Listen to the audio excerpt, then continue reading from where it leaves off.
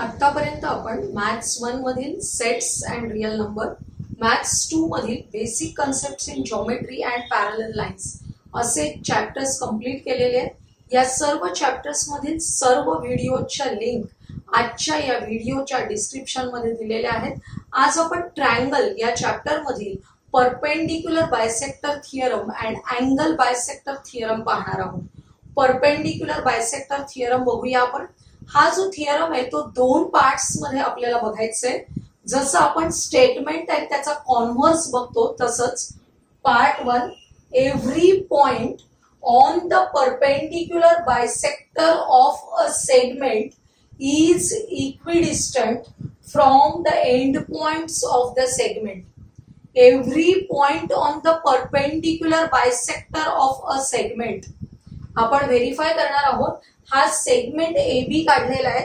या segment AB चा जर आपण परपेंडिक्युलर बायसेक्टर काढला, for drawing perpendicular bisector we take a distance greater than half of the length of segment AB and then draw arcs on both the sides of the segment AB. Angle या point A and B these two end points आहेत, त्यांच्यावर आपल्याला compass ठेवून arcs करायचे आणि काय होईल बघा, हे जे आर्क्स आहेत त्यांच्या पॉइंट ऑफ इंटरसेक्शन मधून जाणारा असा आपल्याला हा रे काढायचे, लाईन काढायची जी काय आहे perpendicular bisector of segment AB. Perpendicular bisector of segment AB. या परपेंडिक्युलर बायसेक्टर वर मी पॉइंट P घेते. परपेंडिक्युलर बायसेक्टर वर कोणता पॉइंट घेतलाय P. हा PA आणि PB जोडूया. PA आणि PB जॉईन करायचे. आपण डिस्टन्स बघूया. डिस्टन्स PA आणि डिस्टन्स PB किती आहे. आता मी पट्टीच्या सहाय्याने मोजतेय. थोडेसे जॉईन करताना हे झालेत आपले 2 मिनिटं. हे बघा, इथून आपण मोजायला घेतलं तर साधारण माझ्याकडे 7.6 आहे PA आणि तसाच PB आपण पाहणार आहोत. हा सुद्धा 7.67 च्या फॉर्म जवळपास आहे. म्हणजेच काय लक्षात आलं, PA is equal to PB. PA is equal to PB. असाच आपण इकडे एक पॉइंट घेऊया Q. इथे एक पॉइंट घेतलेला आहे Q. AQ जॉईन करूया. These two segments are congruent. AQ join करू. हा जो AQ आहे तो 9.2 आहे.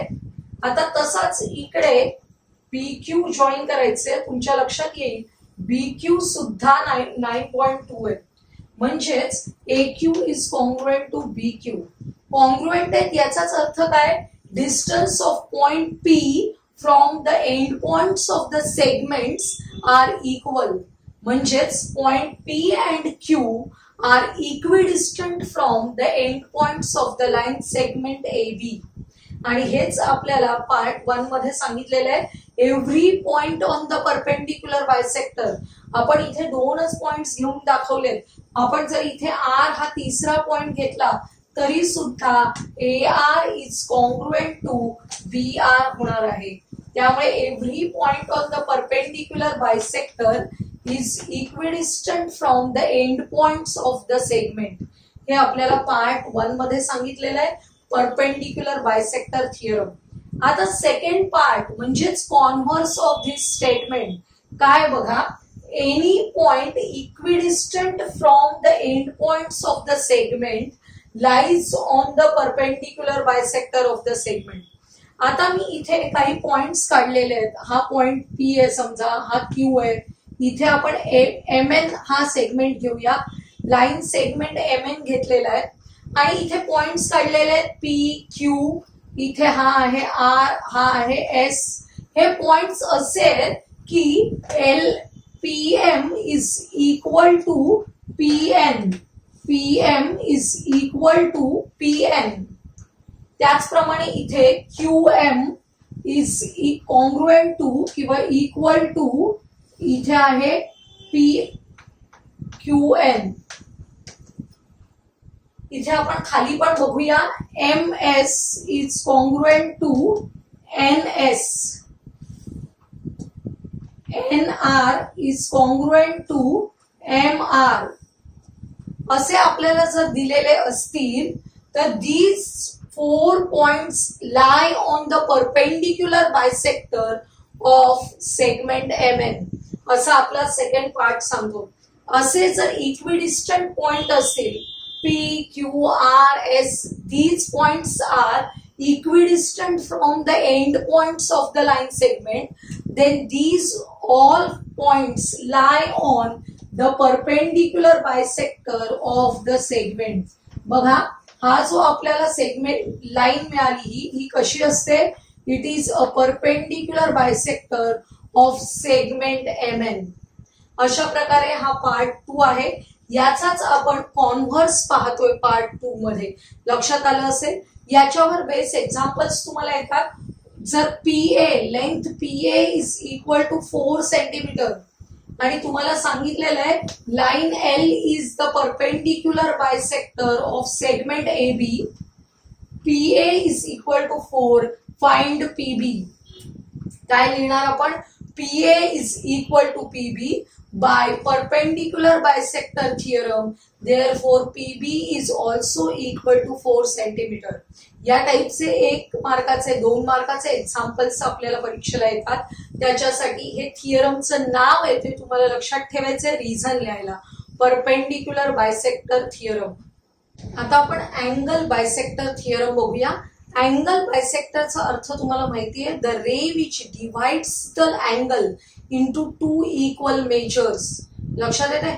असा रे काढायचे which divides the angle into 2 equal measures. Angle bisector काढण्याची आपल्याला कन्स्ट्रक्शन करण्याची मेथड आपण 5वी 6वी पासून शिकलेलो आहोत. त्या पद्धतीने आपण अँगल बायसेक्ट करूया. अँगल ABC आपल्याला बायसेक्ट करायचा असेल तर कसा करता येतो बघा. या अँगल ABCच्या या दोन्ही आर्म्सवर आपल्याला इक्वल डिस्टन्सने आर्क करायचे. हा एक आर्क केला, हा एक आर्क केला. त्यानंतर या आर्क्सवर कंपास ठेवून आपल्याला इथे आतमध्ये इंटरसेक्ट होणारे एकमेकांना आर्क करायचे. आता याचा जो पॉइंट ऑफ इंटरसेक्शन आहे, या पॉइंट ऑफ इंटरसेक्शन मधून जाणारा रे काढायचे, which ray is called as angle bisector of angle ABC. Angle bisector of angle ABC. आता आपल्याला पार्ट 1 जे आहे अँगल बायसेक्टर स्टेटमेंटचं, ते काय सांगतंय बघा. Every point on the bisector of an angle is equidistant from the sides of the angle. Every point on the bisector of angle, याच्यावर एक पॉइंट घेतलेला आहे आपण P समजा. हा जो पॉइंट P आहे तो या अँगलच्या साइड्स पासून इक्विडिस्टंट आहे असं या पार्ट 1 मध्ये म्हटलंय. इक्विडिस्टंट म्हणजे इक्वल डिस्टन्सवर. आपल्याला डिस्टन्सचा विचार करायचा असेल तेव्हा ऑलवेज परपेंडिक्युलर डिस्टन्स लक्षात घ्यायचं. त्यामुळे आपण या पॉइंट P वरून या साइडवर परपेंडिक्युलर ड्रॉ करूया. आपल्याला या सेट स्क्वेअरचा वापर करून परपेंडिक्युलर ड्रॉ करता येतो. बघा, अशा पद्धतीने आपल्याला ऍडजस्ट करायचे सेट स्क्वेअर आणि इथे परपेंडिक्युलर ड्रॉ करायचे.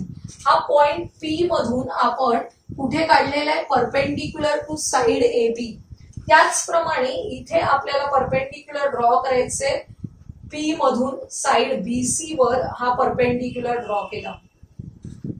त्याचप्रमाणे आपण वेगळा कोणताही पॉइंट Q घेऊ शकतो. इथे या पॉइंट Q वरून परपेंडिक्युलर ड्रॉ करायचं असेल तर अशा प्रकारे आपल्याला पॉइंट P वर एक साइड ठेवायची आहे आणि एक साइड त्या अँगलच्या साइडवर ठेवायची आहे आणि हा परपेंडिक्युलर मिळाला आपल्याला. तसंच आपल्याला इथे साइड BC वर परपेंडिक्युलर ड्रॉ करायचंय. बघा, या पद्धतीने आपण केला. इथे नावं देऊया PM, PN आणि इकडे S and R. आता आपण बघूया पट्टीच्या साहाय्याने मोजून की नेमके हे डिस्टन्स किती आहे. आता पॉइंट P चं या साइड पासूनचं डिस्टन्स म्हणजे समजा आहे माझ्याकडे 4.1 आणि तसंच इथे डिस्टन्स बघायचे, हे सुद्धा आहे 4.1. म्हणजे काय लक्षात आलं आपल्याला? PM is equal to PN. Similarly इथे आपण QS बघणार आहोत, ते आहे माझं 2.2. तर आपलं QR बघूया, QR पण आहे 2.2. म्हणजेच QS is equal to QR. याचाच अर्थ काय होतो, points on the bisector of angle are equidistant from the sides of the angle. तेच आपल्याला फर्स्ट पार्ट मध्ये दिलेलं आहे. Every point on the bisector of an angle is equidistant from the sides of the angle. आपल्याला सरळ लक्षात येतं PM is equal to PN, तसंच QS is equal to QR. यावर बेस एक्झाम्पल्स येतात. तुम्हाला दिलं असेल की BT is an angle bisector of angle ABC and PM is equal to 4 centimeter. Find PN. काय लिहायचं, PM is equal to PN, angle bisector theorem, therefore PN is also equal to 4 centimeter. आता second पार्ट काय बघा, any point equidistant from the sides of the angle. या ज्या दोन sides आहेत त्याच्यापासून इक्विडिस्टंट असलेला प्रत्येक पॉइंट हा काय असतो, lie on the bisector of the angle. तो पॉइंट हा त्या बायसेक्टर वरील पॉइंट असतो, हे आपल्याला सांगितलेलं आहे. बघा या दोन साइड्स आहेत, मी एक अंदाजे पॉइंट घेतलेत, असे दोन पॉइंट्स घेतलेत. हा पॉइंट A आहे, हा पॉइंट B आहे.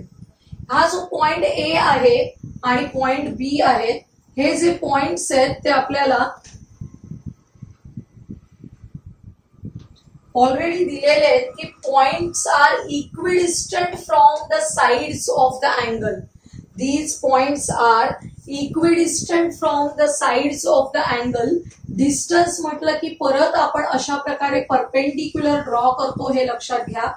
असे परपेंडिक्युलर ड्रॉ केलेले आहेत. These points are equidistant from the sides of the angle, that is AM is equal to AN. आणि इथे B सुद्धा इक्विडिस्टंट आहे, तर काय करावं लागेल, B वरून परपेंडिक्युलर ड्रॉ करायचे या साइडवर. बघा अशा प्रकारे पॉइंट B वरून आपल्याला परपेंडिक्युलर ड्रॉ करता येतो. तसंच इथे खालच्या साइडवर सुद्धा ड्रॉ करता येतो. आणि हे जे परपेंडिक्युलर डिस्टन्स आहेत ते कॉन्ग्रुएंट आहेत, इक्वल आहेत.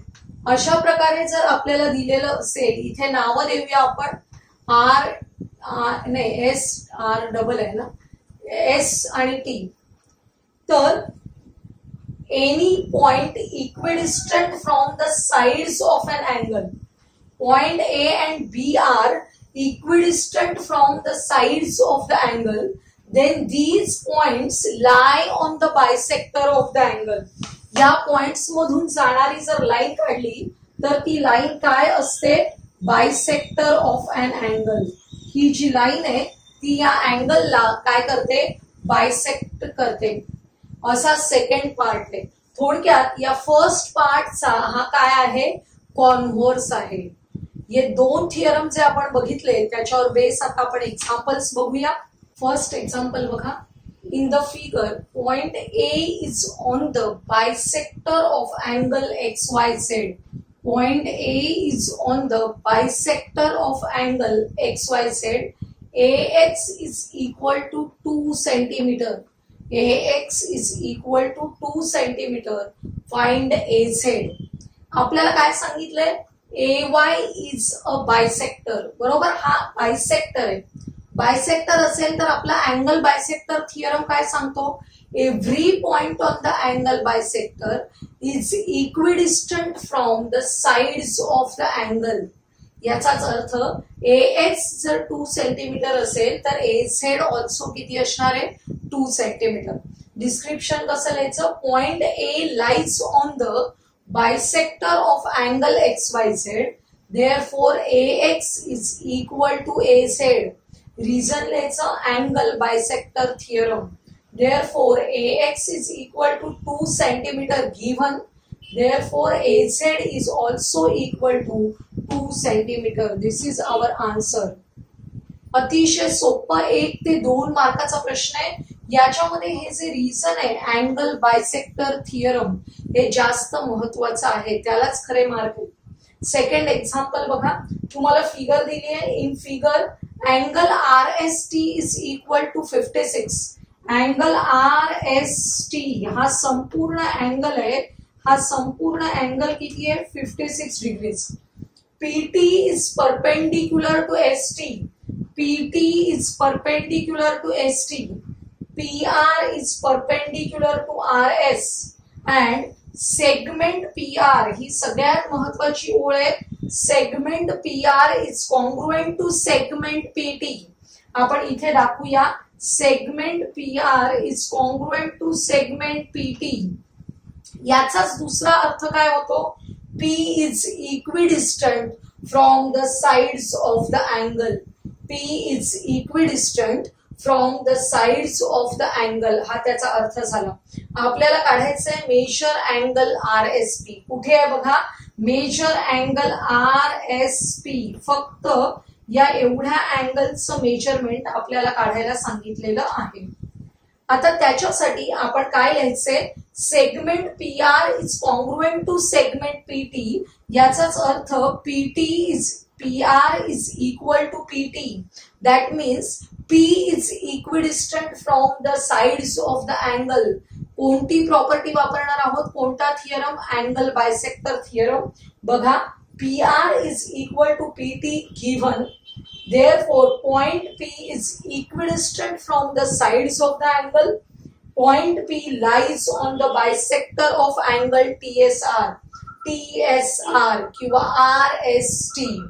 Point P lies on the bisector of angle RST किंवा TSR.